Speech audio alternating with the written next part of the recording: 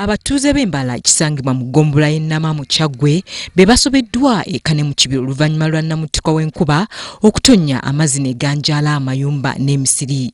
Amaduuka agali mu kitundu kino gonna gajjudde amazzi era ng'emmaali ya bukadde na bukadde ebaddemu eyonoonese.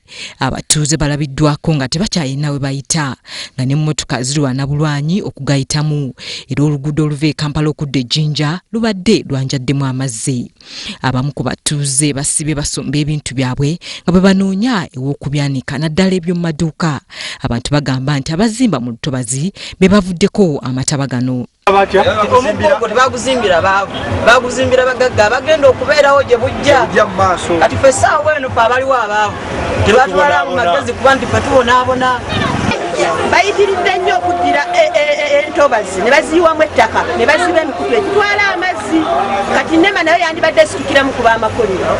Mwakuza okubanga bagaziongo gwa Moora bafuna mufuya olw'omu buyiti takasoni sireeti amazzi okubanga lisaazi olwaleero ganjera bwanjala. Kujja kuyamba abantu essaawa eno embi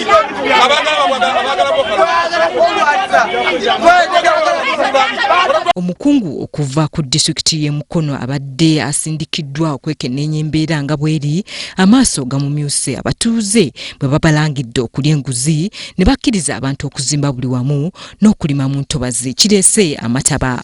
Nje okusinziira ku kyetulabyeko ne buli omu kyalabyeko bwe tugamba nti abantu awaagala n'abateeka okutuwa ettaawo baabagiraki. Omubaka w'ekitundu kino mu lukiiko lw'eggwanga olukulu era minisita omubeezi avunaanyizibwa ku baana n'abavubuka Ronald Kibuule akakasizza nga bwe bamaze okutegeeza abakulu ku disitulikiti abagenda okusima emyala abantu bawone amataba. Harriet Namukasa, Ronald Kalumba, WBS TV Mukono.